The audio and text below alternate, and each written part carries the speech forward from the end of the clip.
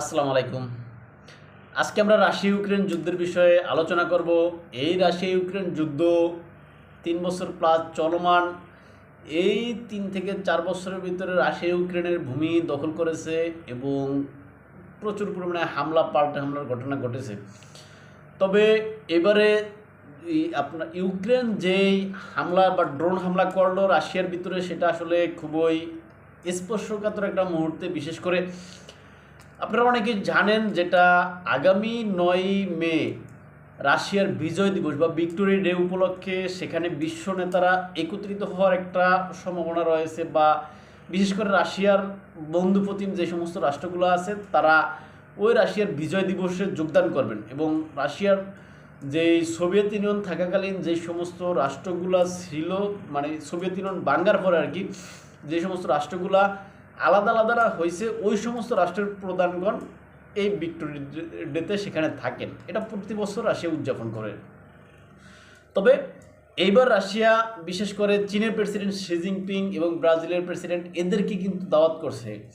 এখন এই ব্যক্তিগণ যাওয়ার একটা সেখানে বিভিন্ন মিডিয়াতে আপনার আলোচনা হয়েছে বা আলোচিত হয়েছে যে শি জিনপিং সেখানে যোগ দিবেন। এখন ইউক্রেন হয়তো এই বিষয়টা মানতে পারেনি, তাই ইউক্রেন রাশিয়ার যে বিমানবন্দর এবং রাশিয়ার অভ্যন্তরে ড্রোন হামলা করছে।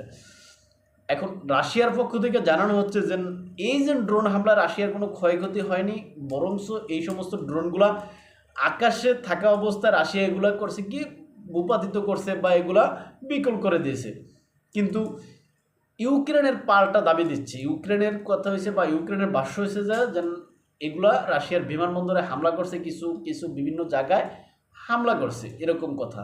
এখন উভয় পক্ষ থেকে মানে দুই পক্ষ থেকে দুই রকম কথা বা ভাষ্য শোনা যাইতেছে।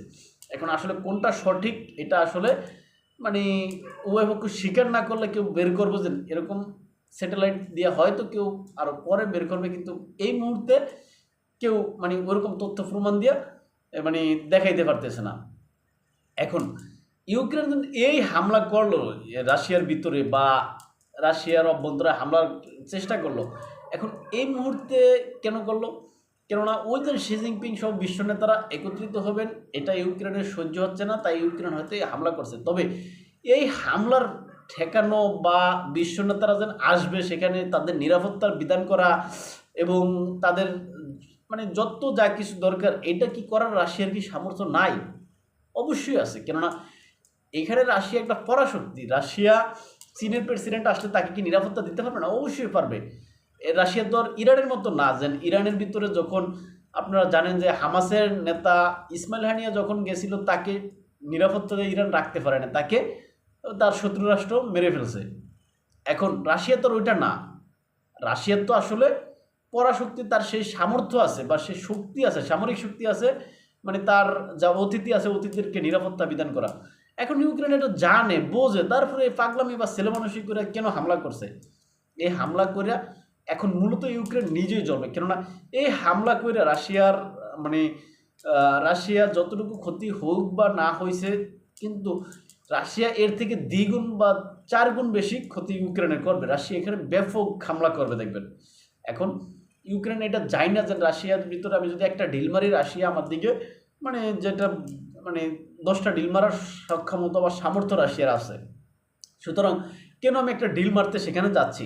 ইউক্রেন এটা না ভাববা বা না বুঝে কেন এটা করতেছে, তারাই ভালো জানে। এখানে রাশিয়া যথাসম্ভব যথোপযুক্ত জবাব হয়তো দিবে এবং তার যে সমস্ত অতিথিগুলো আসবে তাদের ভিক্টোরি ডেতে বা তাদের বিজয় দিবসে, তাদেরকে তারা অবশ্যই সেই সিকিউরিটি বা নিরাপত্তা অবশ্যই দিবে।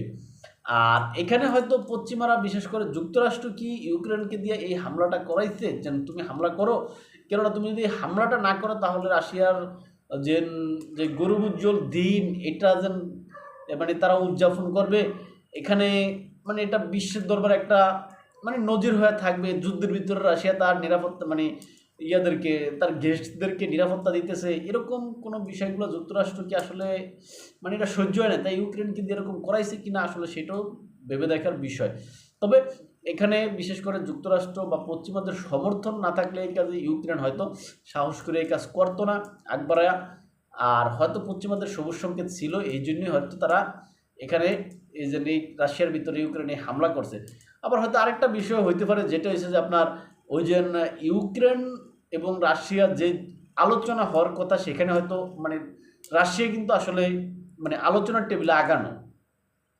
এখন এই আলোচনার টেবিলে ইউক্রেনকে যাতে একটু সুবিধা মানে পাইয়ে দেওয়া যায়, এই জন্য হয়তো রাশিয়ার ভিতরে হামলা টামলা করে রাশিয়া কিন্তু ব্যতিব্যস্ত করে রাখতে চাইতেছে, এরকম কোনো প্ল্যান কিনা সেটাও আসলে মানে ফেলে দেওয়া যায় না। এখন যেটাই হোক, মানে হামলা কিন্তু রাশিয়ার অভ্যন্তরে হয়েছে, তাই রাশিয়া এটার কিন্তু জবাব অবশ্যই দিবে এবং যথোপযুক্ত জবাব দিবে। ছোটোখাটো জবাব রাশিয়া দিবে না, কেননা এই গুরুত্বপূর্ণ সময়ে, বিশেষ করে এই ইম্পর্টেন্ট মুহূর্তে তারা যেই হামলা করছে এখানে রাশিয়ার ভিতরে, এই হামলার জবাব রাশিয়া খুবই মারাত্মকভাবে দিবে। তখন হয়তো ইউক্রেন চিল্লাপাল্লা কান্নাকাটি করবে, কিন্তু আসলে লাভ হবে না। সুতরাং রাশিয়ার মতো এরকম পরাশক্তির সাথে ইউক্রেনের মতো এরকম ছোট, মানে তুলনামূলক বা অপেক্ষাকৃত অনেক দুর্বল এই শক্তি রাশিয়ার সাথে যা মানে এই যে লাগতে যায় আজকে কি অবস্থা, সেটা ইউক্রেন ভালো করে টের পাচ্ছে। এখনও যদি তাদের সেই বুঝ না হয়, তাহলে আসলে কে তাদেরকে বুঝাবে, সেটাই দেখার বিষয়।